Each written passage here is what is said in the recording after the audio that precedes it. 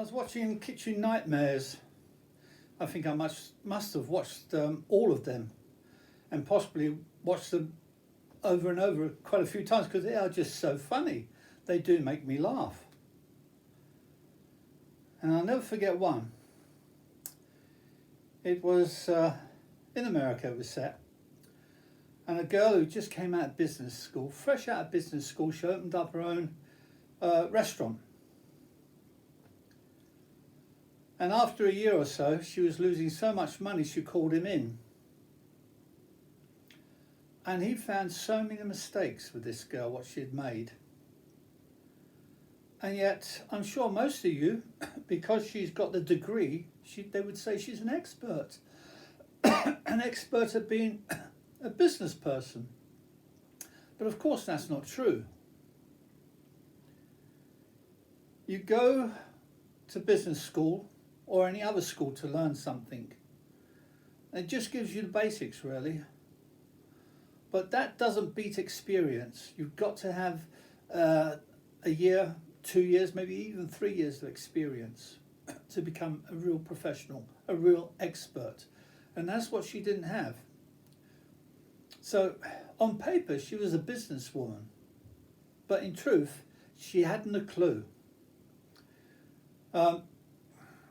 She was standing around most of the time drinking. And she said that's what made her open up the cafe, the restaurant, because she liked to meet people and drink. And then, of course, when he went into the kitchen, as usual, he found the kitchen wasn't so clean, and the cooking was absolutely horrendously bad, and the fridge and freezers were equally terrible, and no doubt they had a microwave. All these terrible places have microwaves.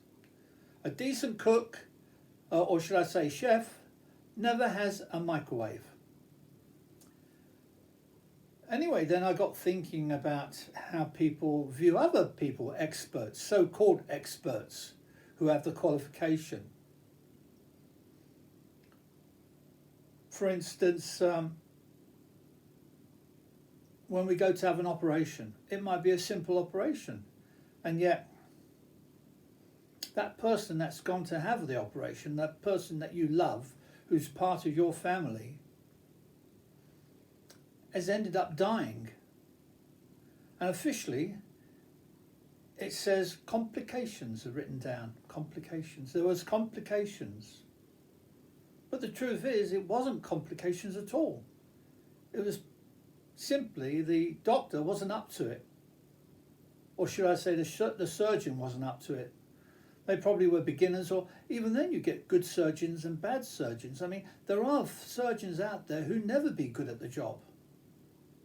It's like everything. You can get good plumbers and bad plumbers. Not everyone, just because they've studied, can be good at their job. So, yeah, a lot of these deaths, especially the ones which concern a simple operation, the chances are it was a surgeon who didn't really know their job. In a way, it's murder when you think about it. If they put a surgeon in a position where they're going to operate on your loved one, knowing that surgeon hasn't really got the know-how, it's murder, isn't it, really? But of course, it's a bit like the police. They won't be prosecuted. They might go through what seems like a prosecution, but really they know they're not going to end up harming these people in the end. Because if they do, probably there'd be a lot of people complaining to the government about different surgeons because their loved ones have been dying. And then with the police, of course, the police might go on strike and say, well, we're not going to arrest anyone or shoot someone or try to stop them robbing banks because we might get arrested ourselves and put in prison for life or many years in prison. Now, you can't always believe the paperwork which says they're an expert. It means nothing. The true teaching is on the job. That's what happened in the old days, in the 50s and the 60s. you would work alongside an expert. Say, for instance, you wanted to be a heating engineer, installing heating, central heating into places. You would work with a man for 5 years maybe. At first he would give you simple work at just cutting pipes, etc. But you're watching him all the time do the work. And just by watching every day, you start to become an expert. And just a reminder, if you like my videos, please give me a thumbs up and hit the subscribe button. Thank you. Of course, some people are born to be experts at certain things, so they don't really need to go through much training at all. I know a girl, she's since the age of 5, she plays the guitar as if she's been playing it for life. A natural ability that she's born with. So I guess there are also surgeons who have a natural ability that they're born with. But then, of course, there must be other surgeons who don't have that ability at all, and their ability to fail is quite high compared to other surgeons when it comes to operations. And then, of course, you have business schools. Again, a person has to come out of business school with the paperwork to prove they've done the schooling, but then they've got to work for years before they become professional at business. It's all too often you hear about people giving their money to people to invest because they think they've got the ability, because they've got the qualifications. And it's been found out years later that that person's lost all their money through bad investments or through cheating and stealing the money and spending it on themselves. Maybe they got an alcohol problem, or they spend it on these nightclubs where the sexy girls go dancing. People do get addicted to these things, and live above their wages, and therefore they start to steal people's money.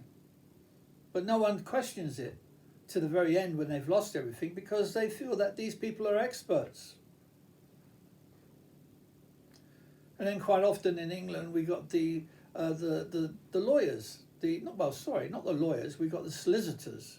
The solicitors are the one who communicates with the police when you get arrested, and quite often you will ask for a solicitor, and the solicitor absolutely knows nothing. The ones they send down there are beginners. They know absolutely nothing, less than the person that they're supposed to be representing, the criminal. You'll find in all cases in England, if the criminal asks the solicitor, should I answer these questions, the solicitor will say yes. But the truth is they should never answer the questions, what the police ask. Never. Never say anything.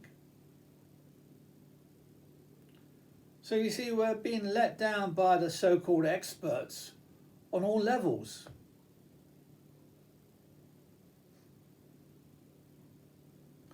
But these days, of course, you have certain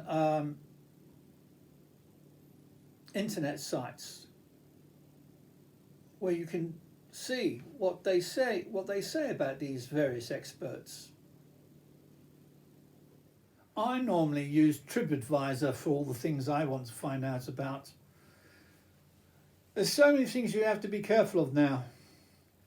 As I mentioned before about solicitors, if you say nothing when you get arrested, the police, they can't bring you up in court later on, because they will use it against you.